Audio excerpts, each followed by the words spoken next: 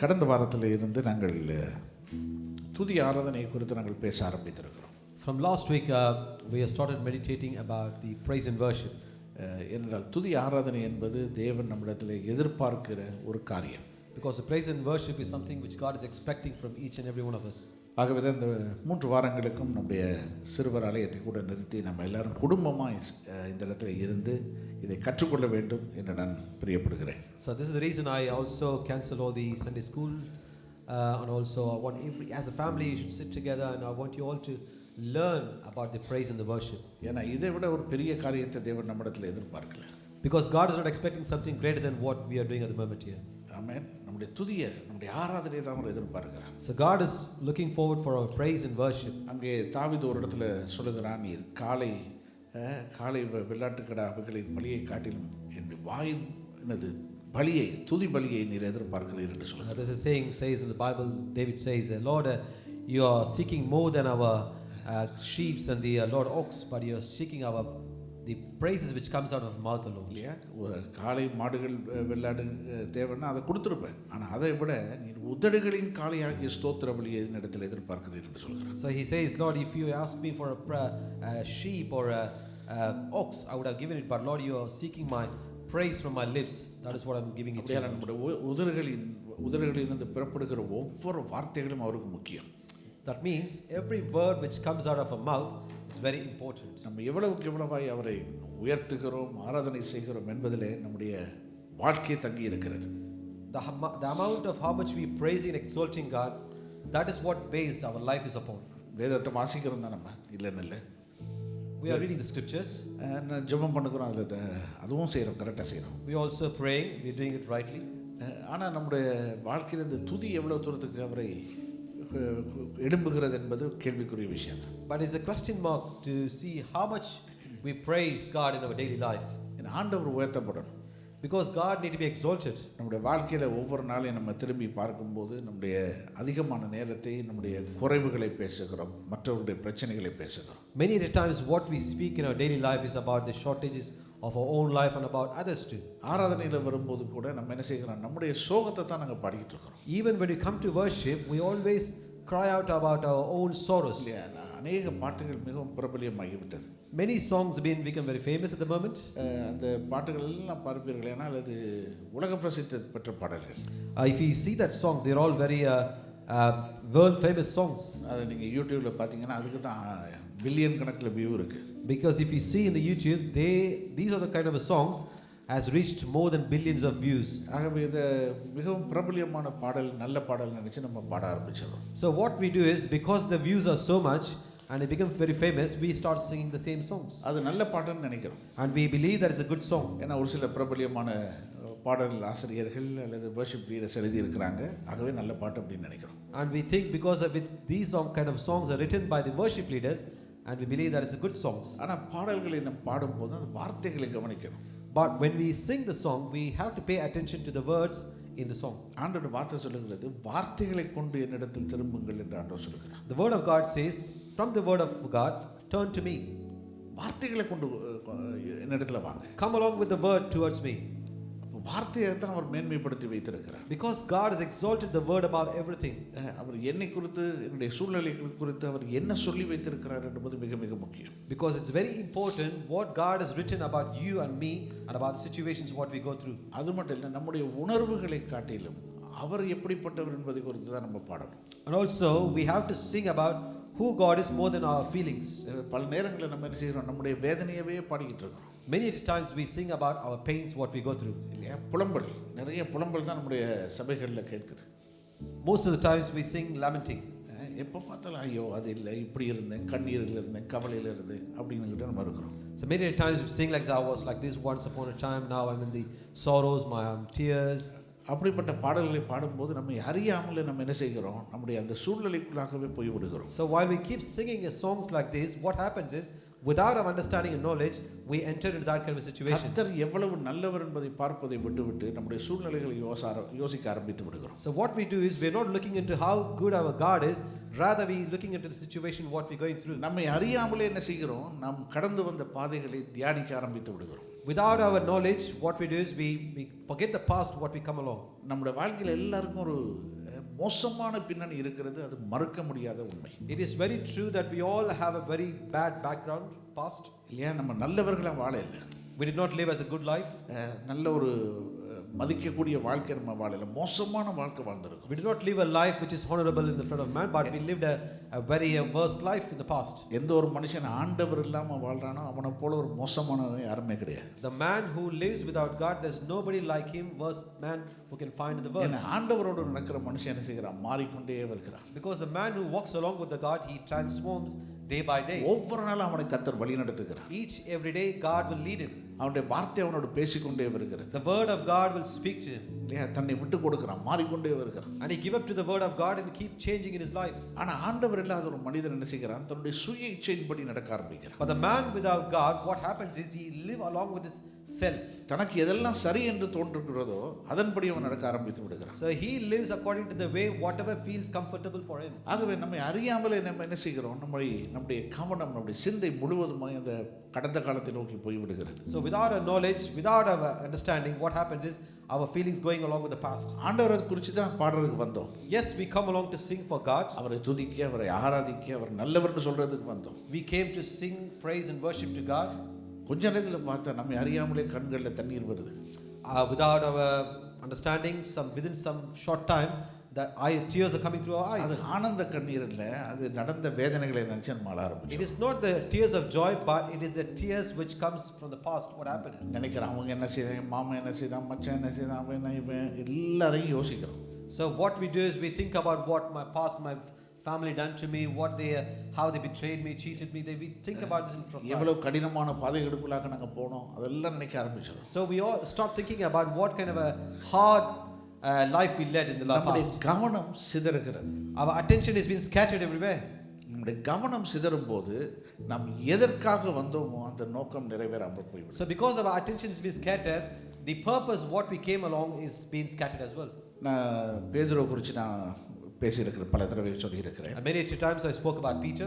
பேதுரு தண்ணீரிலே நடந்து வந்தான் என்று பார்க்கிறோம். We saw that Peter walked in the water. See, அவன் இயேசுவை பார்த்து கொண்டு நடந்து வந்த மாத்திரத்தில் அவன் தண்ணீரிலே நடந்தான். as long as he kept his focus upon Jesus, he walked in the water. எப்பொழுது அவனுடைய கவனம் திசை திரும்பியதோ அவன் தண்ணீரிலே மூழ்க ஆரம்பித்தான். The moment his focus turned from Jesus, he started sinking in the water. அப்ப நம்ம கவனித்து பார்க்கணும், நம்முடைய கவனம், நம்முடைய ஃபோக்கஸ் எங்க இருக்கிறது என்பதை பார்க்கணும். So we have to see where is our focus today. ஆகவே ஒரு பாடலை பாடுறதுக்கு முன்னால அந்த பாட்டு என்ன பாடு, என்ன நோக்கத்துக்காக எழுதப்பட்டிருக்கிறது. So before we singing a song, we have to see what is the song about, for what purpose the song is written. சில நேரத்தில் நம்முடைய தனிப்பட்ட வேதனை, தனிப்பட்ட துக்கம் எல்லாத்தையுமே பாட்டு எழுதிடுறாங்க. Many of the times what happened is as the individual goes along with the sorrow, they write it as a song. நம்ம ஒவ்வொருவருக்கும் பாருங்க, சோகம் வந்தா என்ன நடக்கும்? பாட்டு வரும். So in every one of our lives, if we go through some sorrowful situation, a song comes. இந்த உலகத்திலே பிரபல்யமாக இருக்கிற பாடல்கள் என்று கேட்டால் சோக பாடல்கள் இருக்கும். If you see the world famous songs these days is the sad songs. அது கூட இந்த ஒரு மைனர் ஸ்கேல்னு இருக்கு. அந்த மைனர் ஸ்கேல்ல தான் சோக பாட்டெல்லாம் அதிகமாக கம்போஸ் பண்ணுவாங்க. Also there's a scale called minor scale in the music. So many of the sad songs been composed using the minor scale. Major scale பார்க்கும்போது கொடுங்க பாருங்க, இருக்குங்களா? எங்க பாரு ஜோஷியா வரை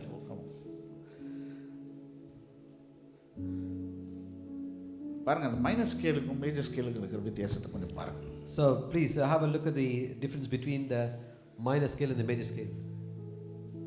சரி, உங்களுக்கு எது இஷ்டம்னா கொடுக்கலாம். You can play whatever you want. Minor scale, minor scale. இது ஒரு விதமான ஒரு டோன், இது ஒரு துணி. Yeah, this is a tone. சரி, minor tone. இதில் அதிகமான சோகப்பாட்டை நீங்கள் பார்த்தீங்கன்னா இதில் தான் கம்போஸ் பண்ணியிருப்பாங்க. So many of the sad song, if you see, they composed using the scale. இதை கேட்கும் போதே நம்ம அறியாமலே நசி நம்மளை அப்படியே சோகம் அப்படியே நம்ம தள்ளிட்டு போயிடும். So while we listen to this kind of a scale, without our understanding, it will take you to a sorrowful situation.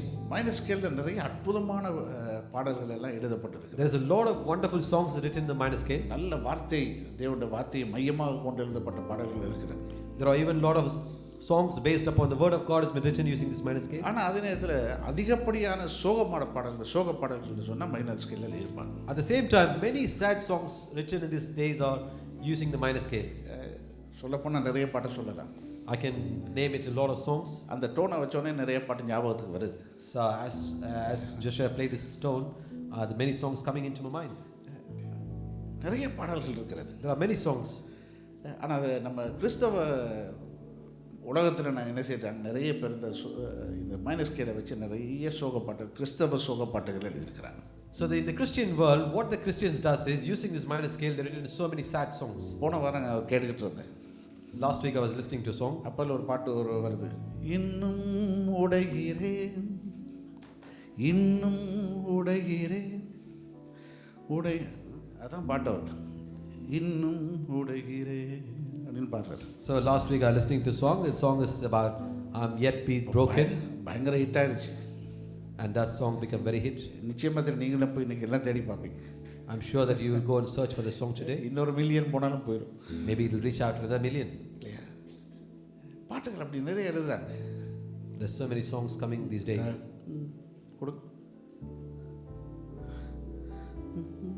தனிமையின் பாதையில் தகப்பனே உன் தோளில் அது கேட்டிருக்கீங்களா அந்த பாட்டு? சுமந்ததை நான் மறப்பேனோ, சுமந்ததை நான் மறப்பேனோ, தனிமையின் பாதையில் தகப்பனே உன் தோளில் சுமந்ததை நான் மறப்பேனோ, சுமந்ததை நான் மறப்பேன். இது உதாரணத்துக்கு. இப்படி நிறைய பாட்டு இருக்கு, நல்ல பாட்டு தான் அது. It is a good song. It's just example. சில நேரங்களில் நம்முடைய தனிப்பட்ட நேரத்தில் ஆண்டவர் சமூகத்தில் உட்கார்ந்து, ஆண்டவரே நீ செய்த நன்மைகள் எத்தனை எத்தனை, அதை நம்ம பாடணும், பேசணும் அவரோட. So we need to start speaking with God in our personal time, saying that God, how good you are and what good things you have done for me. நம்ம என்ன செய்யறோம், தனிப்பட்ட ஜெபத்தை எல்லாத்தையும் பாடலாக்கி நம்ம என்ன செய்யறோம், சபைக்கு கொண்டு வந்துடுறோம். So what we do is we are making our a personal time prayer and bringing it to church congregation. இல்லையா? அங்கே தான் தவறு நடக்கிறது. So this is where the fault is happening. சபையாக நாம் வரும்போது கர்த்தர் நம்மிடத்தில் எதிர்பார்க்கிறது துதியையும் ஆராதனையையும் எதிர்பார்க்கிறார். As a church, what God is expecting from us is that to praise and worship Him and Him alone. இங்கே முன்னால் பார்த்தீங்கன்னா இதுதான் அந்த மாடல் ஆசரிப்பு கூடாரம். So we have kept a model of the tabernacle in the French. இல்லையா? மோசையின் காலத்தில் வனாந்திரத்தில் கட்டப்பட்ட கூடாரத்தை குறித்து பார்க்குறோம். So this is the wilderness. In the wilderness, how Moses built the tabernacle. பின்பு சாலமோன் கட்டின தேவாலயத்தை குறித்து பார்க்கிறோம். Then later we saw about the temple which Solomon. இது கிட்டத்தட்ட சாலமோன் கட்டின தேவாலயத்தை போல இருக்கிறது. Solomon. Okay, this one looks like how Solomon built. சொல்லப்பட்ட நிறைய காரியங்கள் இதில் இருக்கிறது. அவர் There are many things what in that during the time of Solomon built was existing in this plan. ஆகவே நீங்கள் போகும்போது கொஞ்சம் பார்த்துட்டு போங்க. So I kindly request you to, as you leave the church, please come and have a visit. அடுத்த வாரம் இதை குறித்து நாங்கள் பேச போகிறோம். Because next week we're going to speak about this. ஏன் அது எதற்காக அப்படி உருவமைக்கப்பட்டிருக்கிறது என்பதை குறித்து நாம் பேச போகிறோம். And we're going to speak about why this is made like this. ஆகவே ஆண்டவர் ஒரு ஒழுங்க சபையில் வச்சிருக்கிறார். God has kept a discipline in the church. நாங்கள் வேதத்தில் வாசிக்கிறோம், சங்கீதக்காரன் சொல்லுகிறான், என்னது, நான் வாசல்களிலே துதியோடும் பிரகாரங்களில் புகழ்ச்சியோடும் பிரவேசித்து அப்படின்றது. And the psalmist written like, I will enter into your court with thanksgiving and into your gates with joy. I will enter his gates with thanksgiving and courts with praise. Courts with praise. இல்லையா? அவர் வாசல்களில் துதி, வாசலில் துதி, பிரகாரங்களில் புகழ்ச்சி. இதில் பார்த்தீங்கன்னா 3 பிரிவுகள் இருக்கிறது. If you see this, there is 3 parts in this. தாவீது வாழ்ந்த காலத்தில், at the time of David, மனிதர்களுக்கு அந்த 2 பிரிவுகளுக்குள்ள மட்டும்தான் போக முடியும். The man can only enter up to the 2 parts. அந்த 3வது பிரிவு அதை சொல்லுகிறது மகா பரிசுத்தத்தை தான் மூடி பாருங்க, பக்காவா செக்யூர் பண்ணி வச்சிருக்கு. The third part is called the most holies of holy, which has been, you can see from here, it's clearly secured, covered. அதுக்குள்ள போகிறத பத்தி நினைத்து கூட பார்க்க முடியாது. They can't even imagine of entering to the most holies of holy. அதுல பக்கத்துல போனாலே உயிரே போயிடும் நமக்கு. If they even go near to it, they will be dead. அதுதான் அந்த காலத்துல இருந்த நிலை. That is the circumstance at that point of a time. ஆகவே கர்த்தர் சித்தமானால் அடுத்த வாரத்தில் அதை குறித்து விவரமாக நம்மளோட பேச So if it's the will of God, next week I would like to speak with you all about this. ஆகவே ஆலயத்தில் கூடி வரும்போது கர்த்தரை உயர்த்துகிற பாடல்கள் இருக்க வேண்டும். So when we gather in the church as a congregation, the songs will be to praise and lifting up the name of the Lord. என்னை குறித்து என்னுடைய சூழ்நிலைகளை குறித்து பாடுகிற பாடல்கள் அல்ல. Not about me or my circumstance, what I'm going through. பல நேரங்களில் நம்ம என்ன செய்கிறோம், உணர்ச்சி வசப்படுகிறோம். Many times we get emotional. உணர்ச்சி வசப்படுறதுல அர்த்தம் கிடையாது. There's no point in being emotional. நாம் என்ன செய்யணும், ஆவிக்குரியவர்களாக காணப்பட வேண்டும். We have to be spiritual. ஆகவே இதை கடைபிடிக்காதபடினால பாருங்க, ஆமோஸ் 8 அதிகாரம் 3 போன வாரம் கூட வாசிச்சோம். We read Amos chapter 8 verse 3. அங்கே பார்க்கிறோம், அந்நாளிலே தேவாலய பாட்டுகள் அலறுதலாக மாறும் அப்படின்னு வாசிக்கிறோம். In that day declares the sovereign Lord, the songs in the temple will turn to wailing. எல்லா இடத்திலும் திரளான பிரேதங்கள் புலம்பல் இல்லாமல் எரிந்து விடப்படும் என்று கர்த்தராகிய ஆண்டவர் சொல்கிறார். Thus says the Lord, the many bodies flung everywhere and silence. இன்னைக்கு இதுதான் நடந்து கொண்டிருக்கு கடைசி கால சபையில். So this is what is taking place in the church congregation. ஏன்னா சத்துரு என்ன செய்கிறான், நம்மை தேவன் யார் என்பதை பார்ப்பதை விட்டு நாம் யார், நம்முடைய சூழ்நிலை என்ன நடந்தது அதையே நம்ம பார்க்க வைக்கிறான். So what the enemy planning to do is he is turning our attention towards not to look whose God is, but looking into what our emotion pain. அவர் எப்படிப்பட்டவர், how much our God is, எவ்வளவு பெரிய தேவன், how much great he is, எவ்வளவு வல்லமையான தேவன், how powerful he is. அதை குறித்து தான் நம்ம பாடி சந்தோஷப்படுவதற்கு வருகிறோம். That is why we come here to gather and to praise and worship him. ஆனா எப்ப பார்த்தாலும் கண்ணீராக புலம்பலாக அது மாறி விடுகிறது. But what happens is all time it turned to be a tears and lamentations. சங்கீதம் 22:24 இப்படி வாசிக்கிற பாருங்க. In Psalm 22 verse 24 we read, உபத்திரவப்பட்டவனுடைய உபத்திரவத்தை அவர் அற்பமாய் எண்ணாமலும் அருவருக்காமலும் தம்முடைய முகத்தை அவனுக்கு மறைக்காமலும் இருந்து தம்மை நோக்கி அவன் கூப்பிடுகையில் அவனை கேட்டருளினார். For he has not despised or scorned the suffering of the afflicted one. He has not hidden his face from him, but has listened to his cry for help.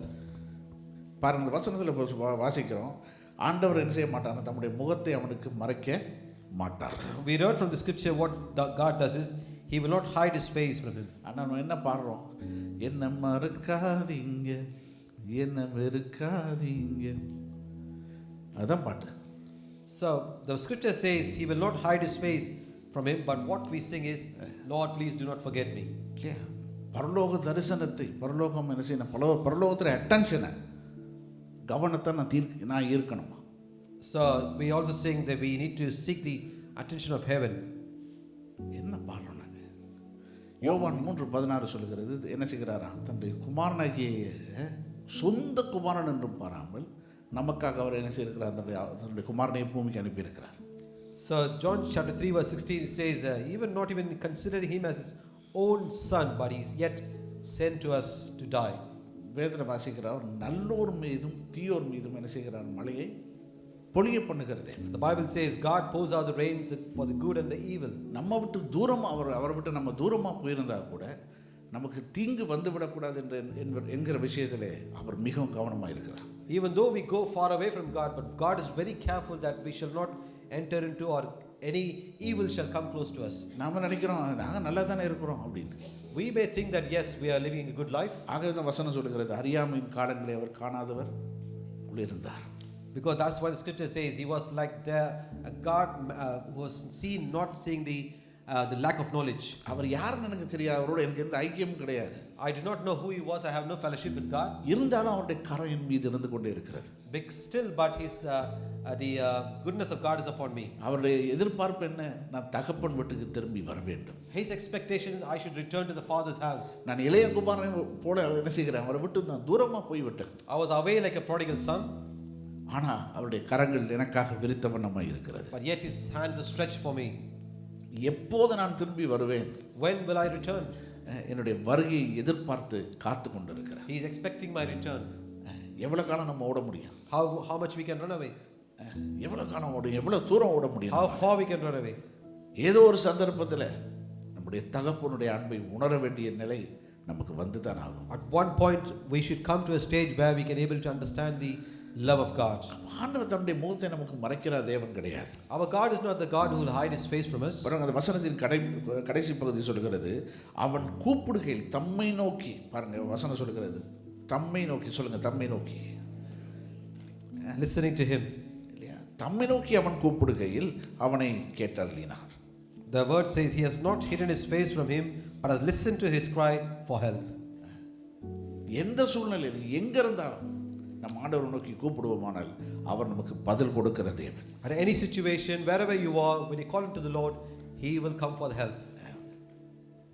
பேதுரு ஆண்டவரை பார்த்து சொல்லுகிறார், இயேசுவை பார்த்து சொல்றார், ஆண்டவரே நான் மூழ்கிறேனே என்னை ரட்சியும் என்று சொல்லுகிறார். And Peter, looking at Jesus, says, Lord, I am sinking, please do help me. உடனே கரத்தை நீட்டி தூக்கி எடுத்தார்னு வசனம் சொல்லுகிறார். Immediately God stretched forth his hand and lifted him up. அதே ஆண்டவர் இன்றைக்கும் நம்ம மத்தியிலே அவர் வாசம் பண்ணுகிறார். The same Lord is dwelling in midst of us today. பாருங்க பிரச்சனை என்னன்னு கேட்டா, we can see what the problem here is. ஓசியா 4 அதிகாரத்தில் 6 வசனத்தில் பார்க்கிறோம்.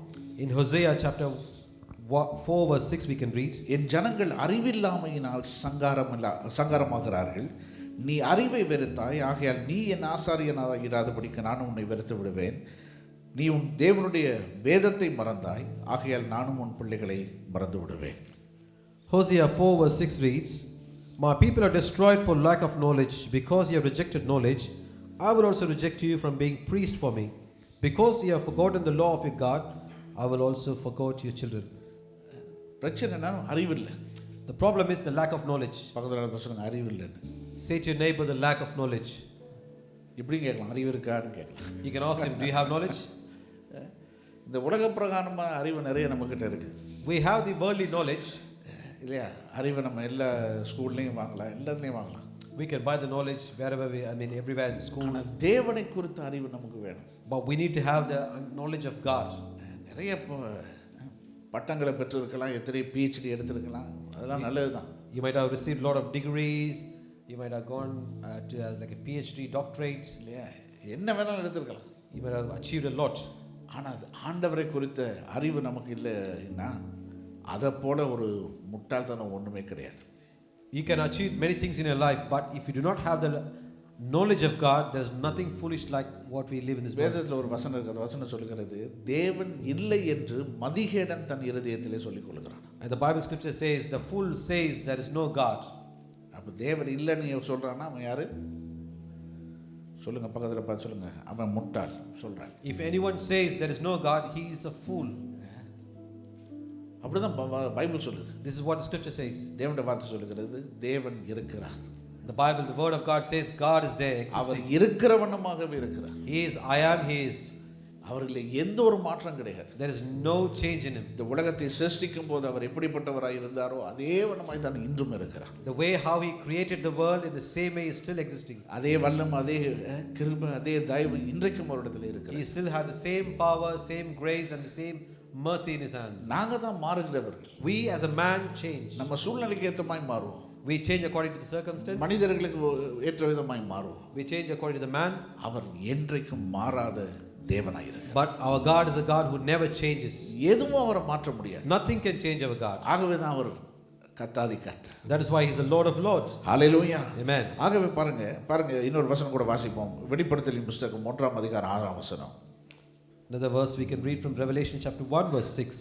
அவர் நம்மிடத்தில் அன்பு கூர்ந்து தமது இரத்தத்தினாலே நம்முடைய பாவங்களை நம்மை கழுவி தம்முடைய பிதாவாகிய தேவனுக்கு முன்பாக நம்மை ராஜாக்களும் ஆசாரியர்களும் ஆக்கின அவருக்கு மகிமையும் வல்லமையும் என்றென்றைக்கும் உண்டாயிருப்பதாக. ஆமென். Revelation chapter 1 verse 6 says, and hath made us kings and priests unto God and his Father. To him be glory and dominion forever and ever. Amen. சரி, அப்போ முதலாவது பிரச்சனை, இந்த துதி ஆராதனைக்கு தடையாக இருக்கிற முதலாவது பிரச்சனை என்னன்னு கேட்டேன். So what is the first problem for the praise and worship is? அறிவு இல்லாதது தான் காரணம். The first one is the lack of knowledge. இந்த உலக பிரகாரமான அறிவு குறித்து நான் சொல்லலை, கர்த்தரை குறித்த அறிவு. I'm not talking about the worldly knowledge, the knowledge of God. ஓசியால நாங்கள் வாசித்தோம், அறிவு இல்லாமையினால் ஜனங்கள் சங்காரமாகிறார்கள். In Hosea we read, because the lack of knowledge the people are perished. வெளிப்படுத்தல வாசித்தோம், அவர் நம்மையில அன்பு கூர்ந்து தம்முடைய இரத்தத்தினாலே நம்மை கழுவி சுத்திகரித்திருக்கிறார். In Revelation we read, he loved us, he shed his blood for us and he saved us. அது மட்டும் இல்லை, தம்முடைய பிதாவாகிய தேவனுக்கு முன்பதாக நம்ம என்ன செய்ய எப்படிப்பட்ட நிறுத்தி இருக்கிறாராம்? ராஜாக்களாக, ஆசாரியர்களாக நம்மை நிறுத்தி வைத்திருக்கிறார். And also he made us stand in front of God, Father God, as a kings and priests. ஒரு காலத்துல நான் பாவியா இருந்தேன், அது உண்மைதான். That is true, that was once upon a time I was a sinner. ஆனா இயேசுவின் ரத்தம் என்னை கழுவின போது, But when the blood of Jesus Christ cleansed me, என்னிலே ஒரு மாற்றம் வந்திருக்கிறது. there's a change happened in my life. நான் தேவனுக்கு முன்பதாக ஒரு நீதிமானாக, ராஜாவாக, ஆசாரியராக நிறுத்தப்பட்டிருக்கிறேன். So in the front of God I have become as a righteous, as a king and a priest. ஆண்டவர் சொல்றாரு, முதலாவது பிரச்சனை என்ன உங்களுக்கு? அறியாமை. What is the first problem you have is, God says, the lack of knowledge. அந்த வேதத்தை மறந்துட்டோம். And we forgotten the law. வேதத்தை வாசிக்கிறோம் தான். Yes, we read the scriptures.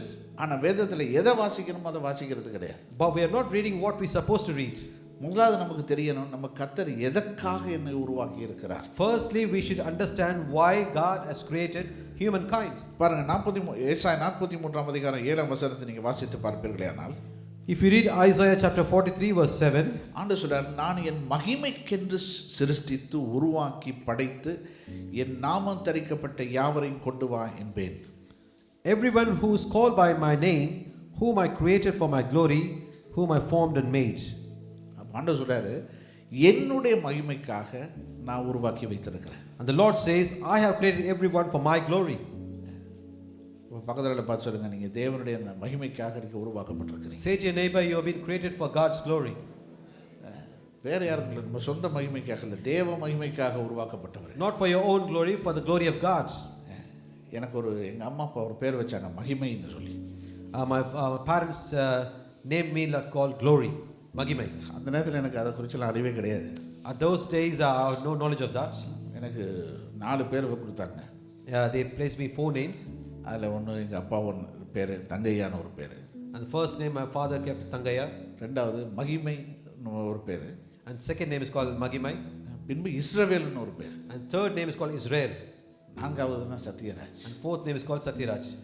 அப்போ மகிமை, அப்போ ப்ராஃபட்டிக்காக பாருங்க, எங்கள் அம்மா அப்பா பேர் வச்சிருங்க எனக்கு. So my parents prophetically kept a name called Magimai. அப்போ நினைக்கும் போதெல்லாம் எனக்கு நானே சொல்லிக்குவேன், நீ தேவ மகிமைக்காக உருவாக்கப்பட்டவன். So every time when I remember the name, I always say to myself, I've been created for the glory of God. எல்லாருக்கும் வர்ற கவலை எனக்கும் வரும். Same way I will also face situations. எல்லாருக்கும் வர்ற பிரச்சனை எனக்கும் வரும். I also go through the problems what you go through. ஆனால் நான் எனக்கு நாளே பேசிக் கொள்கிற ஒரு காரியம் அது. But there's one thing which I will speak to myself. நீ தேவ மகிமைக்காய் ஏற்படுத்தப்பட்டவன். You have been created for the glory of God. நீ தேவனால் தெரிந்து கொள்ளப்பட்ட You Israel. have been chosen by God. Hallelujah. Amen. நம்ம ஒவ்வொருவரையும் அப்படித்தான் ஆண்டவர் தேவ மகிமைக்காக உருவாக்கி இருக்கிறார். So this is how God created each and every one of us for the glory of God. உலகத்தில் உள்ள சூழ்நிலையை பார்க்கும்போது பல நேரத்தில் நம்ம என்ன செய்கிறோம், நான் ஏன் பிறந்தேன்னு பாட ஆரம்பிச்சிடுறோம். So many times when you look at the situation going around the world, we start singing the song, why did I born in this world? நான் ஏன் பிறந்தேன், நாட்டுக்கு நிலைமை புரிந்தேன் அப்படின்னு பாட ஆரம்பிச்சிடும். So we start singing a song like, why did I born in this world? What I done good things for this world? எனக்கும் பிரயோஜனம் இல்லை, மற்றவங்களுக்கும் பிரயோஜனம் இல்லை. I am not a use for myself and for others too. அப்படியே சோகமாக மாறிடுவோம். And we start singing our sad songs. ஆனால் நான் உருவாக்கப்பட்டதில் தேவன் ஒரு திட்டத்தை வச்சிருக்கிறார். But God has kept a great plan for the reason why we created. ஆமென். இன்னைக்கு காலையில் இந்த சத்தத்தை நீங்கள் கேட்டுட்டு இருக்கிறீங்கன்னா அதுக்கு அர்த்தம் நீங்கள் தேவனால் தெரிந்து கொள்ளப்பட்டவர். Today if you're hearing my voice, the reason because is you have been created and chosen by God. நீங்கள் ஜீவனோடு இருக்கிறீங்கன்னா அதுக்கு காரணம் நீங்கள் தேவனால் தெரிந்து கொள்ளப்பட்டவர். You are alive today this morning is because you've been chosen by God. அவருடைய கரம் உங்களை உருவாக்கி இருக்குது. It is His hand formed you. அவருடைய கரம் தான் உருவாக்கிச்சு. It is His hand created you. இல்லையா? எரேமியா பார்த்து சொல்றாருல்ல, நான் தாயின் கருவிலேயே நான் உன்னை தெரிந்து கொண்டேன்னு சொல்கிறார். The Lord says to Jeremiah, I chosen you even before you formed in the mother's womb. இல்லையா? சங்கீதத்தில் வாசிக்கிறோம், உங்களுடைய கரங்கள் என்னை உருவாக்கிட்டுதுன்னு சொல்கிறார். In the Psalms we read, your hands Lord formed me. அப்போ ஆண்டவர் சொல்றார் பாருங்க, சிருஷ்டித்து உருவாக்கி படைத்து 3 காரியத்தை சொல்லுகிறார் பாருங்க. Same 43:7. Yeah. 3 things he can say. God says in verse 43, it says He created, He for the glory of God, and He formed you and made you. இல்லையா? அப்போ என்ன செய்கிறாரா, சிருஷ்டித்து உருவாக்கி படைத்து 3 காரியத்தை சொல்றார். The 3 things God says in verse 43 is He created, He formed, and He made you. எவ்வளோ ஆசீர்வாதம் பாருங்க, ஆச்சரியமா இருக்குல்ல? What a great blessing it is. நம்ம இதெல்லாம் எப்படி யோசிச்சு பார்க்கறது கிடையாது. So we don't think like this. கட கட கட கடன்னு அப்படியே வாசிட்டு போயிட்டே இருப்போம். So what we do is we just read it as fast as we can. ஆனால் நிறுத்தி வாசித்து பார்க்கும்போது When we stop and read in that place, என்னை குறித்து நம்ம ஒவ்வொருவரை குறித்து தேவன் எவ்வளவு பெரிய திட்டங்களை வச்சிருக்கிறார் பாருங்க. so we can identify God, how great plans God has kept for you and me. அப்போ நம்ம எல்லாம் யாரு சாதாரண எடிஷன் கிடையாது, special edition. So in this way we are not a normal ordinary editions, we are a special editions. இல்லையா? பக்கத்தில் சொல்லுங்க, நீங்கள் ஒரு ஸ்பெஷல் எடிஷன் சொல்லுங்க. Say to your neighbor, you are a special edition. விசேஷித்த படைப்பு. You are a special creation. ஏன்னா அவருடைய கரம் நம்மை உருவாக்கி இருக்கு. Because it is God's hand formed you. ஆகவே மனுஷன் நம்மளை பார்த்து என்ன சொன்னாலும் அது பிரச்சனையே கிடையாது. It doesn't matter what man speaks about us. மனுஷன் ஒருவேளை நம்ம பார்த்து சொல்றான், நீ ஒண்ணுக்கும் பிரயோஜனம் இல்லாதன்னு சொல்லுவான். The man may say you are useless. ஒன்றுக்குமே பிரயோஜனம் இல்லாதவன்னு The சொல்லுவான். man may say you have nothing, you are useless. ஆனா நீங்க அவங்கள பார்த்து சொல்லலாம்னா, பரவாயில்ல, நான் ஆண்டவருக்கு பிரயோஜனமானவன். But you can look at him and say to them, yes, it's okay, for I'm being useful for God. அவர் என்னை பிரயோஜனம் உள்ளவன் என்று சொல்லி என்னை உருவாக்கி இருக்கிறார். God has told me that I'm useful and he created me. ஒருவேளை மற்ற நம்ம படிக்கிற இடங்கள்ல கூட பிள்ளைகள் சொல்லலாம், நீ படிக்காதவன் ஏதாவது சொல்லி நம்மளை கேலி பரியாசம் பண்ணலாம். Even at the place where you study in the school or university, they may mock you and saying you are uneducated, you are not that good, intelligent. நீங்க உங்களுக்குள்ளே சொல்லணும், நீ சொல்றதை சொல்லிட்டு போ, எனக்கு தானே தெரியும் நான் யாருன்னு. So you can say unto yourself, you can say whatever you want, but I know who I am. நான் எனக்கு தான் தெரியும் நான் யாருன்னு. Only I know who am I. நான் விசேஷித்தவன். I'm a special one. Special edition. I'm a special edition. ஏன்னா எனக்கு அவ்வளவு நேரம் செலவழித்து என்னை கர்த்தர் உருவாக்கி இருக்கிறார். Because God has spent so much time creating me. அப்ப கர்த்தர் எதற்காக என்னை படைத்தார்? So why did God created you? பாருங்க, வெளிப்படுத்தல் புத்தகம் 4ஆம் அதிகாரம் 11 வசனத்தை வாசிக்கும் போது, when we read Revelation chapter 4 verse 11, அந்த வசனம் சொல்லுகிறது, கர்த்தாவே, தேவரின் மகிமையையும் கனத்தையும் வல்லமையையும் பெற்றுக்கொள்ளுகிறதுக்கு பாத்திரராக இருக்கிறீர். நீரே சகலத்தையும் சிருஷ்டித்தீர். உம்முடைய சித்தத்தினாலே அவைகள் உண்டாயிருக்கிறவைகளும் சிருஷ்டிக்கப்பட்டவைகளுமாய் இருக்கிறது என்றார்கள். Revelation chapter 4 verse 11 says, you are worthy, our Lord and God, to receive glory and honor and power, for you created all things, and by your will they were created and have their being. அப்போ உலகத்தில் அவருடைய கண்களால் பார்க்கிற அத்தனையும் மனிதர்கள் உட்பட எல்லாமே அவருடைய சித்தத்தினாலே அவராலும் அவருக்கென்றும் உருவாக்கப்பட்டிருக்கிறது. So whatever we see in this world is being made by him and through him according to his will. அப்போ இன்றைக்கி நாங்கள் எதுக்காக வாழ்கிறோம்? அவருக்காக வாழ்றோம். So why do we live? We live for the sake of God. ஏன்னா அவருக்காக தான் நம்ம உருவாக்கப்பட்டிருக்கோம். Because we have been created for the sake of God. வேற வேலைக்காக நம்மளை கர்த்தர் உருவாக்கல. Not for any other purpose. அவருக்காக, for him alone. உருவாக்கி இருக்கிறார். பாருங்க, கொலோசியர் 1:16 வாசிக்கிறோம். பாருங்க, அதே காரியத்தை தான் சொல்கிறது. Colossians 1:16. ஏனென்றால் அவருக்குள் சகலமும் சிருஷ்டிக்கப்பட்டது. 1:16. ஏனென்றால் அவருக்குள் சகலமும் சிருஷ்டிக்கப்பட்டது, பரலோகத்தில் உள்ளவைகளும் பூலோகத்தில் உள்ளவைகளும் ஆகிய காணப்படுகிறவைகளும் காணப்படாதவைகளுமான சகல வஸ்துக்களும், சிங்காசனங்களானாலும் கர்த்தத்துவங்களானாலும் துரைத்தனங்களானாலும் அதிகாரங்களானாலும் சகலம் அவரை கொண்டும் அவருக்கென்றும் சிருஷ்டிக்கப்பட்டது. Colossians chapter 1 verse 16 says, for in him all things were created, things in heaven and on earth, visible and invisible, whether thrones or powers or rulers or authorities, all things have created through him and for him. Hallelujah. Amen. அப்போ பாருங்க, அது இவ்வளவு தெளிவாக சொல்லுகிறது. நான் எதற்காக நான் உயிர் வாழ்கிறேன்? அவருக்காக. So it clearly says the scriptures, for what reason are we alive today is for him and him alone. ஏன்னா அவருக்காக தான் நான் உருவாக்கப்பட்டிருக்கேன். Because I have been created for him. அப்போ என்னுடைய வேலை என்ன? அவருடைய சித்தம் என்னது என்பதை கண்டுபிடித்து அதை நான் செய்யணும். So my job is to identify and seek what is his will and to do according to that. என்னை கொண்டு அவர் என்ன செய்ய சித்தமாக இருக்கிறார் என்பதை பார்த்து அதை நான் செய்யணும். So we have to identify what is the will of God and I should do the same thing. பாருங்க, ஆதியாகமம் 1:27 நிறைய வசனங்கள் சொல்ல போறேன், நீங்க குறித்துக் கொள்ளுங்க. ஆதியாகமம் 1:27. Genesis chapter 1 verse 27. தேவன் தம்முடைய சாயலாக மனுஷனை சிருஷ்டித்தார், அவனை தேவ சாயலாகவே சிருஷ்டித்தார், ஆணும் பெண்ணுமாக அவர்களை சிருஷ்டித்தார். So God created mankind in his own image, in the image of God he created them, male and female he created them. ஒருத்தர் சொன்னார், பூமியில ரெண்டு சாதி தான் இருக்குது அப்படின்னாரு. There's a man said there's only two castes in the ரெண்டு world. ஜாதி தான் இருக்குது. There's two castes in the world. Two கைண்ட்னு கூட வச்சுக்கலாங்களே. அது என்னன்னா, ஒன்று இருக்கிற ஜாதி, ஒன்று இல்லாத ஜாதினார். What he said was there's one living caste and the other one is இல்லை not existing. இல்லை ஒருத்தர் கையில் இருக்குது, Okay. ஒருத்தர் கையில் இல்லை. That means what he is saying is a man with cast with money, a cast without no money. ஏன் ஒருத்தங்க வெறுமையாக இருக்கிறான், ஒருத்தங்க கையில் நிறைய வச்சிருக்கிறான். One is empty, another one is he got plenty. ஆனால் வசனம் சொல்லுகிறது ரெண்டு ஜாதியும் தான் சொல்லுகிறது. But the scripture says there's only two kinds. அவர்களை ஆணும் பெண்ணுமாக உருவாக்கி இருக்கிறார். God created as male and female. இந்த உலகத்தில் நிறைய விதமான காரியங்கள் போய் கொண்டிருக்கிறது. There's so many things happening around the world. ஆனால் தேவனுடைய பிள்ளைகளாகி நமக்கு நன்றாக தெரியும், ரெண்டே விதமான பிரிவு தான் இந்த பூமியில் இருக்கு. So as the children of God, we all should know in the world there's only two kinds. ஒன்று ஆண், இன்னொன்று பெண். One is a male, another one is a female. அவங்களை ஏன் அப்படி உருவாக்குனாரு? Why did God create them like that? அதுதான் தேவனுடைய திட்டம். This is the plan of God. ஆணா இருக்கிறது தான் தேவனுடைய திட்டம். God's plan is male to be male. பெண்ணா இருக்கிறது தான் தேவனுடைய திட்டம். God's plan is that female should be a female. ஏன்னா அவர்களை கொண்டு தேவன் ஒரு சந்ததியை உருவாக்க தேவன் திட்டமிட்டார். Because God planned along with them to create a generation. Amen. Amen. ஆகவே தான் இவ்வளவு பேர் நம்ம இருக்கிறோம். This is why we are so many people seated in this place. நமக்கு பிள்ளைகளை கர்த்தர் கொடுத்திருக்கிறார். God has granted us children as a heritage. ஒரு சிலருக்கு பேர பிள்ளைகளை கர்த்தர் கொடுத்திருக்கிறார். For some of you God granted you grandchildren. காரணம் என்ன? ஆணும் பெண்ணுமாக தேவன் நம்மை உருவாக்கினது தான் காரணம். The reason because God has created us, every one of you as male and female. அது மட்டும் இல்ல, அவர்களுக்கு கர்த்தர் ஒரு திறமையை கொடுத்திருக்கிறார். And also God given the ability to every one of them. அது என்ன? அவர்களால உணர முடியும், அவரை நேசிக்க முடியும், அவரை ஆராதிக்க முடியும், அவரை பின்பற்ற முடியும், அவரோட ஐக்கியம் வைத்திருக்க முடியும்.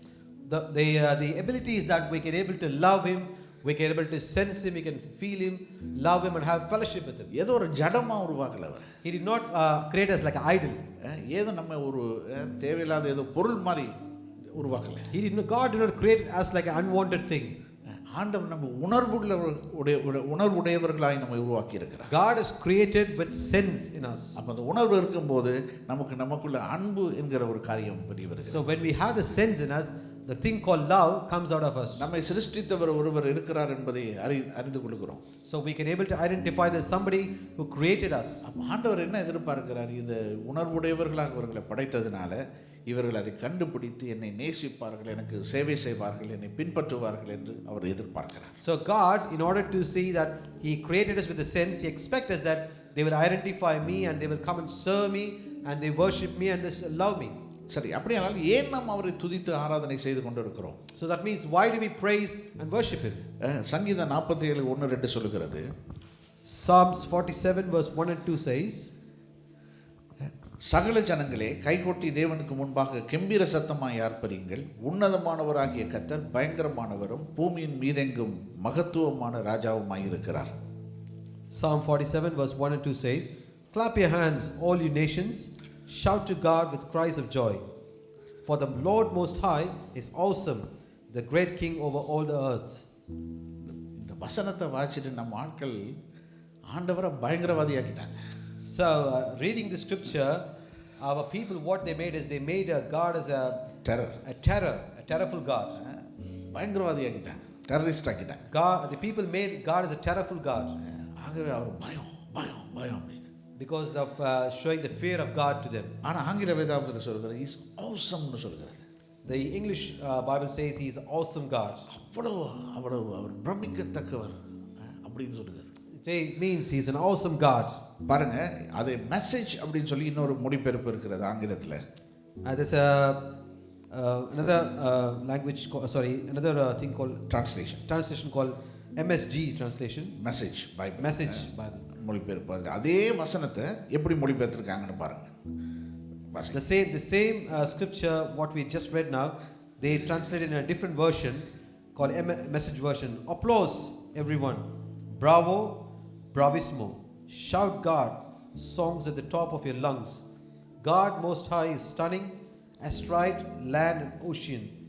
He crushes hostile people, puts nation at our feet. He set us at the head of the line, prize winning Jacob his favorite. Loud cheers as God climbs the mountain, a ram's horn blasts at the summit. Sing songs to God, sing out, sing to our King, sing praise. He is Lord over earth, so sing your best song to God. God is Lord of godless nations, Sovereign, he is king of the mountain. Princes from all over are gathered. People of Abraham's God, the power of earth are God's.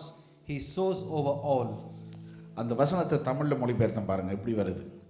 எல்லாரும் கைதட்டுங்கள், பிரமாதம் பிரமாதம், உங்கள் முழு பலத்துடன் தேவ கீதங்களை பாடுங்கள்.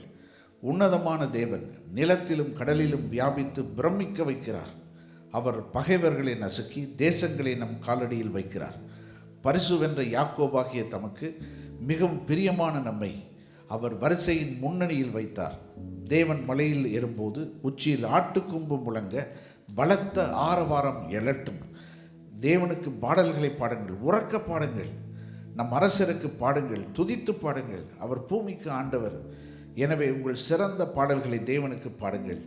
தேவன் பக்தியற்ற தேசங்களுக்கும் ஆண்டவர், சர்வ வல்லமையுள்ளவர். அவர் மலையின் ராஜா. எல்லா இடங்களிலும் இருந்து இளவரசர்கள் கூடி வந்துள்ளனர். ஆபிரகாமின் தேவனுடைய மக்கள். பூமியின் வல்லமைகள் தேவனுடையவை. அவர் எல்லாவற்றிற்கும் மேலாக அசைவாடுகிறார். பாருங்க, அந்த ஒரு சின்ன வசனத்தை எவ்வளவு விளக்கமாக மொழிபெயர்த்திருக்கிறார். So we can able to see that short 2 verses they extended with more extra meanings in this message version. பாருங்க, அந்த வசனத்தை நம்ம என்ன செய்யணும்? தேடி பார்க்கணும். So we have to search the scriptures. அது என்ன சொல்ல வருகிறது என்பதை நம்ம பார்க்கணும். So we have to see what this scripture is talking about. அந்த வசனத்தை நாங்கள் பார்த்தோன்னா அப்படியே எடுத்துட்டு அவர் பயங்கரமானவர், பக்கத்தில் போக முடியாது அப்படின்னு இல்லை. So not that immediately what the word says is a terrified God, not taking that okay we can't go close to him. நமக்கு அம்மா அப்பா மாதிரி இருக்கிறாங்க இல்லையா? So we do also have parents. என்னைக்காவது போய் எங்கள் அப்பா பயங்கரவாதின்னு சொல்லி பக்கத்தில் வீட்டுக்கு சொல்லி இருக்கிறோமா? As we ever said like my father mother is a terrifying parents. அவர் பயங்கரவாதி. Oh, my father is terrified dad. அப்படின்ட்டு அவர் வந்தப்ப அவர் அங்கே வரும்போதே நம்ம என்ன இந்த வழியில் போயிடும். அப்படி இருந்திருக்கிறோமா? Have you ever seen dad coming far away distance and he walked away this way? எப்போ அப்பா வருவார்னு பார்த்துட்டு இருப்போம். So we always expect when my father will come. அப்பா வந்தோடனே ஓடி போய் கட்டி பிடிச்சி கொஞ்சம். So as soon as the father comes in we just run into joy and hug him. அப்பா வேலையிலேருந்து எப்போ வீட்டுக்கு போனால் என் பிள்ளைகளோட கொஞ்சம் நேரத்தை செலவழிக்கலான்னு பார்த்துட்டு இருப்போம். And also the father in the same way he will expect to go, when can I go home and spend time with my children. அது சின்ன வயசில் நம்ம அப்பா தோளில் ஏறி உட்கார்ந்து போகும்போது அதில் இருக்கிற ஒரு பெரிய ஒரு பெருமிதமே வேற level. And also while we were young children, when the father carried you on his shoulders, that's a great joy. Nothing can compare to that. எங்கள் அப்பா அப்படி தான் செய்வார். So this is how my father will do. எங்கள் அப்பா தூக்கி வச்சுட்டு அப்படியே போவார். போகும்போது எனக்கு ஒரு பெரிய ஒரு சவாரி போகிறது மாதிரி ஒரு பெரிய பெருமிதம். So when my father carries me on his shoulder, I felt like going on a ride. அப்போ உலக பிரகாரமான தகப்பனே இவ்வளவு செய்யும் போது எங்களுக்கு, when a worldly father can do so much things, என்னை உருவாக்கினவர், the Lord who created me, என்னை ஒரு நோக்கத்தோடு உருவாக்கினவர், the Lord who created me with a purpose, தனக்காக உருவாக்கினவர், the Lord who created for himself, தன்னுடைய மகிமைக்காக என்னை உருவாக்கின தேவன், the Lord who created for us for his glory, எத்தனை அதிகமாக எனக்கு செய்வார். how much more he will do. Amen. Amen. என்ன 1-2 பேர் தான் ஆமென் சொல்றீங்க? நினைச்சேன் எல்லாரும் ஆமென்னு. I was thinking that everyone will shout out amen. ஆமென். ஒருத்த சத்தம் ஒரு ஆமென் சொல்லாமா? Shall we shout amen? இந்த உலக பிரகாரமான மனுஷன் அவரே எங்களுக்கு இவ்வளவு செய்யும் போது என்னை உருவாக்கின தேவன் எத்தனை அதிகமாக செய்வார் எனக்கு. If a worldly man, a parent can do so much things, how much more our great God, the Father in heaven, can do things for us. பாருங்க, அதே வசனத்தை ஆம்பிளிஃபைட் விரிவாக்கப்பட்ட மொழிபெயர்ப்பு சொல்லுகிறது. The same Psalm 47 verse 2 amplified version says, அது சொல்லுகிறது, மேலும் பிரமிப்புடனும் மரியாதையுடனும் கீழ்ப்படிதலுடனும் தொழுது கொள்ள வேண்டும். For the Lord Most High is to be feared and worshipped with awe-inspired reverence and obedience. He is a great king over all the earth. அந்த பயம் என்ற வார்த்தை என்னது? ஒரு பிரமிப்பு. When we say the fear, that means it's awesome. It means awesome. The Lord is awesome. பார்க்கும்போது எங்களுக்கு ஒரு பெரிய ஒரு ஈர்ப்பு ஏற்படுகிறது. As we look into God, we have been attracted. அவரை பார்க்கும்போது ஒரு பெரிய ஆளா பார்க்கிறோம். As we look into God, we look him as a great personality. சாதாரண தேவன் அவரை பார்க்கல. We don't look at him as an ordinary person. இந்த உலகத்தையும் மண்ட சராசரங்களையும் சிருஷ்டித்த தேவாதி தேவனாக அவரை பார்க்கிறோம். We look unto him as a Lord of Lords who created the world and everything in this world. அவர் மிகவும் உன்னதமான தேவன், அற்புதமானவர் என்று பார்க்கிறோம். And we see that he is a great God and is a wonderful God. அது மட்டும் இல்லை, அவர் பூமியின் மீதும் மகத்துவமான ராஜாவாக இருக்கிறார் என்பதை And பார்க்கிறோம். also we see that he is a great king over all the earth. Hallelujah. Amen.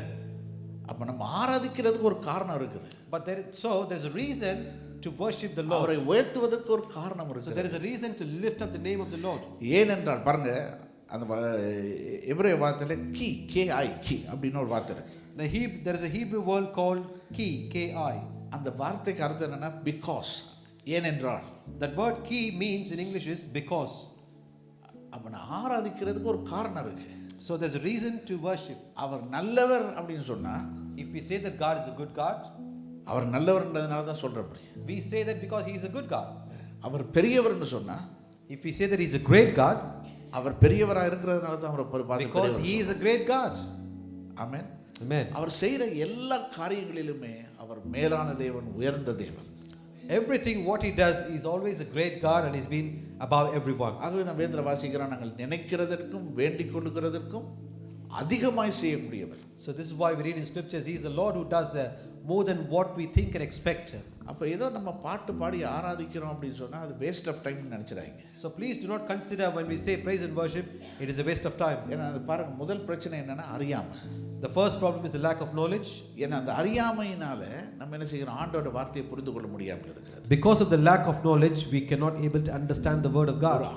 ஆலயத்தில் வார்த்தை, தேவனுடைய வார்த்தை எவ்வளவு முக்கியமோ அந்த அளவுக்கு துதியும் ஆராதனையும் முக்கியம். So in a congregation, in a church service, how much important the word of God is, that much importance the praise and worship also takes. காரணம் என்ன, அந்த துதி ஆராதனை நேரத்தில் தான் அவர் எப்படிப்பட்டவர் என்பதை குறித்து நம்ம என்ன செய்கிறோம், அறிக்கை செய்கிறோம், புகழுகிறோம், எல்லாம் செய்கிறோம். So during the praise and worship, what we do is we confess that how great our God is. அந்த ஆராதனையில் நம்ம கலந்து கொள்ளாட்டா எவ்வளவு பெரிய ஒரு மேதாவி வந்து பிரசங்கம் பண்ணாலும் நமக்கு ஒன்று என்ன செய்யாது, மண்டையில் ஏறவே ஏறாது. So if we don't participate and take part in the praise and worship, how great a servant of God come and preach you or share the word of God, it won't enter into our mind. துதியும் ஆராதனையும் என்னுடைய சிந்தையை என்ன செய்கிறது, புதுப்பிக்கிறது, அது என்ன செய்கிறது, தயார்படுத்துகிறது. So what does the praise and worship does is it prepares our mind and is also open it to receive the scriptures. நம் வாசலில் இருக்கிற என்னை தேவனுடைய பிரசன்னத்துக்குள்ளாக கொண்டு போகிறது. So who are standing in the gates, what the praise and worship does is it bring into the presence of God. தேவனுடைய பிரசன்னத்துக்கு நேரா கொண்டு போய் என்னை விடுது.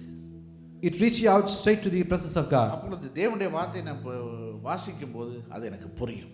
So when I read out the scripture, that will be understanding for me. பாருங்க, துதி ஆராதனை என்பது எவ்வளவு முக்கியம்னு பாருங்க. So you can able to see now how much important the praise and worship is. சும்மா ஏதோ டைம் பாசிங்காக பாட்டு பாடல. So we are not singing songs for a time pass. Time pass பண்ணணும்னா நம்ம டிவி ஆன் பண்ணிட்டு பாட்டை கேட்டுக்கிட்டு இருக்கலாம். If you want to do time pass, we can just switch on the TV and listen to the songs. நம்ம ஒவ்வொரு பாட்டுக்கும் ஒரு ரீசன் இருக்கு, ஒரு காரணம் இருக்கு. So every song we sing in the praise and worship, there's a reason for that. பாருங்க, ஒரு வசனத்தை வாசிப்போம். ஏசாயா 43:21 சொல்லுகிறது. Let's turn our Bible to Isaiah chapter 43 verse 21. ஆண்டவர் சொல்றாரு, இந்த ஜனத்தை எனக்கென்று ஏற்படுத்தினேன், இவர்கள் என் துதியை சொல்லி வருவார்கள். This people I have formed for myself, they shall declare my praise. ஆமென். அப்ப துதி ஆராதனை என்பது மிக மிக முக்கியம். அதுக்காக தான் தேவன் நம்மை ஏற்படுத்தி இருக்கிறார். So the praise and worship is very important in our church. ஆண்டவர் சொல்றாரு, எனக்காக ஏற்படுத்தப்பட்டவர்கள். Because Lord says they formed for myself. அப்ப எங்களுடைய வேலையே என்ன, அவரை துதிக்கிறது. So our job and the main role is to praise him. அவரை உயர்த்துவதும் மகிமைப்படுத்துவதும் தான் என்னுடைய வேலை. To lift him up and to also exalt him. அப்ப நம்முடைய துதி ஆராதனை எதை வைத்து சொல்கிறோம், அவர் எப்படிப்பட்டவர் என்பதனாலே நம்ம அவரை ஆராதிக்கிறோம். So when we say praise and worship is about to say that how great and who he was. அவர் நமக்கு செய்த காரியங்கள், செய்ய போகிறவைகள் எல்லாவற்றுக்காக என்ன செய்கிறோம்னா துதியையும் ஆராதனையும் அவருக்கு செலுத்துகிறோம். So we give the praise and worship to Lord for what the things he has done for us and also he is going to do for us. ஒரு அருமையான ஆங்கில பல்லவி இருக்கிறது, because of you are அப்படி சொல்லி ஒரு பாட்டு இருக்கு. And there's a wonderful English chorus which says because of who you are. கர்த்தருக்கு சித்தமான அர்த்தமாக அதை பாடலாம். If it's the will of God, we will be singing next week. நம்ம இன்னொரு பல்லவி கூட பாடுவோம், அகிலத்தையும் ஆகாயத்தையும் உந்தன் வல்ல பராக்கிரமத்தினாலே அப்படின்னு பாடுறோம். So also in there's another Tamil song which says you are created with your outstretched arm, the entire God, yeah, all Lord God, all Lord God, oh Lord God. அந்த பாட்டு மிகவும் அருமையான பாட்டு. ஆகவே துதி ஆராதனை என்பது மிக மிக முக்கியம். So the praise and worship is very important. அப்போ துதின்னு சொல்லும்போது அவர் செய்த காரியங்களுக்காக நம்ம அவருக்கு நன்றி செலுத்துகிறோம். So praise means we are giving thanks to him for what the things he has done for us. அப்போ எப்படி பாடல்கள் தேர்ந்தெடுக்கிறோம்? நல்ல பாடல்கள், மகிழ்ச்சியான பாடல்கள். So what kind of songs we choose is a joyful song. நல்ல நல்ல நடனமாடக்கூடிய பாடல்கள். Songs which we can even dance. கூச்சலிட்டு ஆராதிக்கலாம். கர்த்தர் பெரியவர்னு சொல்லலாம். So we need to shout out and praise that saying God, our God is a good God. ஏன்னா அந்த துதி ஆராதனை இல்ல, துதி வந்து எங்க இருந்து செய்றோம்? வாசல்ல இருந்து செய்றோம். So from where we do the praises at the gates. அடுத்த வாரம் நாங்கள் உங்களுக்கு டெமோ காமிப்போம் எப்படி செய்யறதுன்னு. So next week there's a demo is going to happen how to do that. அப்போ வாசல்ல இருந்து நீங்க என்ன அட்டகாசமும் பண்ணலாம். So at the gates you can do as much as you want. ஆண்டவரை எவ்வளவுக்கு நீங்க செலிப்ரேட் கொண்டாட முடியுமோ அவ்வளவுக்கு ஆண்டவரை நாம் கொண்டாடலாம். So you can celebrate God as much as you want. ஆராதனை என்பது கொஞ்சம் ஆழமான ஒரு அனுபவம். So the worship, when it comes to worship, it's a bit of a deep experience. ஆராதனை என்பது தேவ பிரசன்னத்துக்கு முன்பதாக வருகிற காரியம். When we say worship, that means we are doing in the presence of the Lord. அவர் யார், எப்படிப்பட்டவர் என்பதை நம்ம என்ன செய்கிறோம்? அறிந்து உயர்த்துகிறோம். So we come to an understanding of who God is and how great he is. இன்னொரு வார்த்தையில சொல்ல போனா ஒரு சரணடைகிற ஒரு அனுபவம். In other way we can say that a surrendering way of worshiping. இல்லையா? நம்ம துதி ஆராதனை வந்து ஒருவேளை ஆர்ப்பாட்டத்தில் ஆரம்பிக்கலாம். The praise may start in the celebration, ஆனா அது அர்ப்பணிப்பில் முடியணும். but it should come and end in the surrendering. இன்னைக்கு லோஜி அருமையான பாடல் பாடினாங்க இல்லையா? I surrender. Yeah, the Logi sister Logi sang a good song, I surrender. அது நமக்கு தேவை நமக்கு. So this is what we need when you come to the presence. நம்ம தேவ சமூகத்தில் அப்படியே நம்ம ஒப்புவிக்கும் போது கர்த்தர் நம்மோடு பேச ஆரம்பிப்பார். So as we come to the presence of Lord and surrender ourselves, God will start speaking to us. பாருங்க 95ஆம் சங்கீதத்தில் 1-2 வசனங்களை நாங்க வாசிக்கும் போது In Psalm 95 verses 1 and 2 when we read it, கர்த்தரை கெம்பீரமாய் பாடி நம்முடைய இரட்சணிய கண்மணியை சங்கீதனம் பண்ண கடவோம் பாருங்கள். துதித்தலுடனே அவர் சந்நிதிக்கு முன்பாக வந்து சங்கீதங்களால் அவரை ஆர்ப்பரித்து பாடக்கடவோம். Oh come, let us sing to the Lord, let us shout joyfully to the rock of our salvation, let us come before his presence with thanksgiving, let us shout joyfully to him with psalms. ஆகவே நாம் அழைக்கப்பட்டதை, தெரிந்து கொள்ளப்பட்டதை அவரை உயர்த்துவதற்காக, ஆராதிப்பதற்காக. So the reason we are called to is to praise and worship and to exalt his glorious name. சரி, இரண்டாவது பிரச்சனையை குறித்து உங்களுக்கு சொல்ல போகிறேன். So I would like to share you with the second problem. ஆராதனைக்கு இருக்கிறதான இரண்டாவது பிரச்சனை. So the second problem to praise and worship. அது சத்துரு நம்முடைய வாழ்க்கையில கொண்டு வருகிற This ஒரு பிரச்சனை. This is the problem which the enemy brings into our life. நீங்க யாத்ராகமத்தின் புத்தகம் 5ஆம் அதிகாரத்தில் 1-2 வசனங்களை வாசிக்கும் போது, If you turn your Bibles to Exodus chapter 5 verse 1 and 2, அங்கே இஸ்ரவேல் ஜனங்களுக்கு என்ன நடந்தது என்பதை குறித்து நாங்கள் பார்க்கலாம். there we can see what happened to the people of Israelites. இஸ்ரவேல் ஜனங்கள் 400 வருஷங்கள் அடிமைகளாக இருந்தார்கள். The Israelites were there as a slave in Egypt for 400 years. 400 வருஷம், ஒரு வருஷம் 2 வருஷம் கிடையாது. Not just 1 or 2 years, for 400 years. அப்ப யோசிச்சு பாருங்க எத்தனை சந்ததிகள் அங்க அடிமையா இருந்திருக்காங்க. So you can just imagine how many generations would have been a slave in that nation. அப்போ மோசேயை கர்த்தர் எழுப்பி சொல்றாரு, இந்த ஜனங்களை நீ என்ன செய்யணும்? அடிமைத்தனத்திலிருந்து வெளியே கொண்டு போகணும். So God raised Moses and said you should take these people from this slavery. ஒரு சில தடைகளை போட்ட தடைகளை மாத்திரம் உங்களுக்கு சொல்ல போறேன். I would like to share you with some obstacles which come along. இன்றைக்கு நம்முடைய வாழ்க்கையில கூட இந்த துதி ஆராதனைக்கு பல தடைகள் வரும். Even today in our lives there could be some restrictions come to praise and worship. ஏன்னா ஆண்டவருக்கு பிடித்த ஒரு காரியம் அவரை துதிப்பதும் ஆராதிப்பதும். Because what God likes is to praise and worship him. சத்துருவுக்கு பிடிக்காத ஒரு காரியம் அவரை உயர்த்துறது. What enemy does not like is to lift him up. ஆகவே நாம் கர்த்தரை துதிக்காமல் இருப்பதற்கு, ஆராதிக்காமல் இருப்பதற்கு அவன் தன்னால் என்ற எல்லா காரியத்தையும் செய்வான். So the enemy will try to do as much as possible not to make you praise and worship the Lord. எத்தனை பேர் நம்புறீங்க பிசாசு உயிரோட இருக்கிறான்? How many of you know or believe that the enemy is alive yet? இருக்கிறானா? Yes, he is. அவன் உயிரோட தான் இருக்கிறான். கர்த்தர் எவ்வளவு உண்மையோ பிசாசும் அவ்வளவு உண்மைதான். How much our God is truthful, in the same way the enemy is truth as well. இல்லையா? அவன் உண்மையா இருக்கிறான். He is truly alive.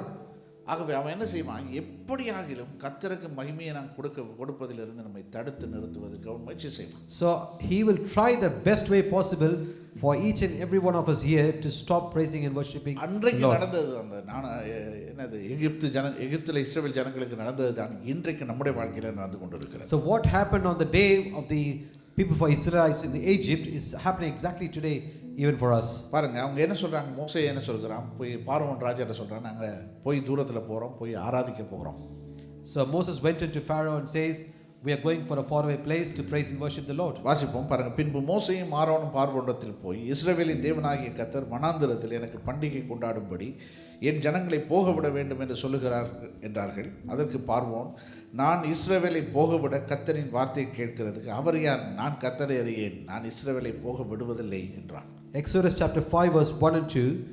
Afterward Moses and Aaron went to Pharaoh and said, this is what the Lord, the God of Israel says, let my people go, so that they may hold a festival to me in the wilderness.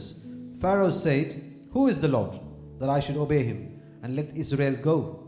I do not know the Lord, and I will not let Israel go. பார்வோன் ராஜாவுடைய இருதயத்தை பிசாசு கடினப்படுத்தி வைத்திருந்தான். So the enemy has made the heart of Pharaoh stubborn. என்ன நடந்தது? அவங்க இஸ்ரவேல் ஜனங்களை ஆராதிக்கிறதுக்கு போக விடாமல் அவர்களை தடுத்து நிறுத்துகிறான். So what happened there was the Pharaoh is stopping the people to go and praise and worship the Lord. அவன் போட்ட முதலாவது தடை என்ன? What is the first restrictions he give? பாருங்க, அதே அதிகாரத்தில் 7 முதல் 11 வசனங்களை வாசிப்பீர்களே ஆனால், in the same Exodus chapter 5 verse 7 to 11, if you read, நீங்க வீட்டில் சென்று வாசித்து பாருங்க. you can able to read out at home. முதலாவது அவன் செய்த காரியம் வேலை பளுவை அதிகரித்தான். The first thing what the enemy did is he increased the workload. இல்லையா? ஞாயிற்றுக்கிழமை நீ சர்ச்சுக்கு போக முடியாது. On Sunday you cannot attend to church. நீ படிக்கணும் வீட்டில் இருந்து. You have to study at home. நீ வேலைக்கு போகணும். You have to go to work. மற்றவங்களாம் லீவ் எடுத்துட்டாங்க, அதனால உனக்கு லீவ் தர மாட்டேன். Because everyone else took the leave, so you cannot able to take the leave. ஞாயிற்றுக்கிழமை தான் கொஞ்சம் காலைல தூங்க கிடைக்கணும் டைம், அதனால சர்ச் கொஞ்சம் லேட்டாக போன பரவாயில்ல. Only on Sundays we can able to sleep a little longer, so it's okay if you go a little late to church. வேலை பளுவை அதிகரிக்கிறான். See, it increase the workload. அவங்க சொல்றதெல்லாம் நியாயம்தான். It is all very reasonable what they say. சரியான காரணங்களை தான் சொல்றான். He is saying all the reasonable reasons. ஆனா ஆண்டவருடைய காரியத்தோட ஒப்பிட்டு பார்க்கும்போது அது தவறாக இருக்கிறது. But when we compare to the things of God, it does not look right. நீங்க அதை வாசித்து பார்ப்பீர்களானால் எவ்வளவு அவர்களுக்கு சிரமம் கொடுத்திருக்கிறான் என்பதை நீங்கள் பார்க்கலாம். So if we read these 5 scriptures, we can see how much he increased the workload and made problems for them. அவங்களுக்கு கிடைக்க வேண்டிய எல்லா ஆசீர்வாதங்களையும் கட் பண்ணிட்டான். He cut down all the blessings which they should have received. என்ன allowances, bonus என்னென்ன கிடைக்குதோ எல்லாத்தையும் நிப்பாட்டிட்டான். So he stopped all the bonuses, the allowances what they are about to get it. ரெண்டாவது என்ன செய்தான்? 7ஆம் அதிகாரம், யாத்ராகமம் 7ஆம் அதிகாரம் 11ஆம் வசனத்தை வாசித்து பார்ப்பீர்களானால், if you read Exodus chapter verse 7 and 11, அவன் மந்திரவாதிகளை வைத்து தடுக்கிறான். and he is also blocking them using magicians, மந்திரவாதிகளை வச்சு along with the magicians. பின்பு என்ன பாருங்க, யாத்ராகமம் 8ஆம் அதிகாரம் 25ஆம் வசனத்தை வாசித்து பார்ப்பீர்களானால், if you read Exodus chapter 8 verse 25, அவன் என்ன சொல்லுகிறான்? ஏன் நீங்க அவ்வளவு தூரத்துக்கு போகணும்? சர்ச்சுக்கெல்லாம் போகணுமா? தேவையில்லை. so he says, why do you need to go thus far? You don't need to go to church. இங்கே ஒரு ரூம் இருக்கு, அந்த ரூம்ல மூலையில போய் ஜெபம் பண்ணு. So there is a room in the corner, just pray in the room. அங்க போய் என்ன செய்ய? ஒரு துண்டை விரிச்சு உட்கார்ந்து ஜெபம் பண்ணிட்டு வா. So he says, go there in the room in the corner and pray and come. ஏன் சர்ச்சுக்கெல்லாம் போய் நேரத்தை time Why do you waste time going to church? இஸ்ரவேல் ஜனங்கள் கேட்குறாங்க, நான் வனாந்தரத்தில் போய் கர்த்தரை ஆராதிக்கணும். The people of Israel are asking, I should go to the wilderness and pray. ஆனால் அவங்க என்ன சொல்றாங்க? அதிகாரிகள் என்ன சொல்கிறார்கள்? இங்கேயே பலியிடுங்க. And the authorities, what they say to them is, you do the sacrifice right here. நாலாவது தடை என்ன? And what is the fourth restrictions? சொல்றேன், நீங்க ஆராதிங்க, ஆனால் அளவோடு ஆராதிங்க. And what he says is, you can worship, but just with a limited time. யாத்ராகமம் 8ஆம் அதிகாரம் 28ஆம் வசனம். Exodus chapter 8 verse 28. போங்க, ரொம்ப தூரம் போகாதீங்க. You can go, but not far away. கொஞ்சம் அளவா வாங்க, Just அடக்கி வாசிங்க. Just stay within the limit. ரொம்பலாம் வர்ஷிப் பண்ணுங்க, ரொம்பலாம் ஆராதிக்காதீங்க. So don't worship too much. பின்பு என்ன சொல்லுகிறான்? What he says later, யாத்ராகமம் 10ஆம் அதிகாரம் 11ஆம் வசனம். Exodus chapter 10 verse 11. நான் சொல்றேன், ஆண்கள் மட்டும் போகட்டும், ஏன் பெண்கள் எல்லாத்தையும் எடுத்துட்டு போறீங்க? பெண்கள் இங்கே இருக்கட்டும். And he says, ஆண்கள் மட்டும் போகட்டும். and he says, only men is enough to go and worship. Why you need to take all the women as well? Just go men along and worship. அவன் முழு நோக்கம் என்ன? அவனுக்கு நல்லாவே தெரியும், இவங்களை ரிலீஸ் பண்ண இங்கேருந்து அனுப்புனா அவங்க திரும்பி வரமாட்டாங்க. So the whole purpose, he know the reason if we release the Israelites, they will not return to them.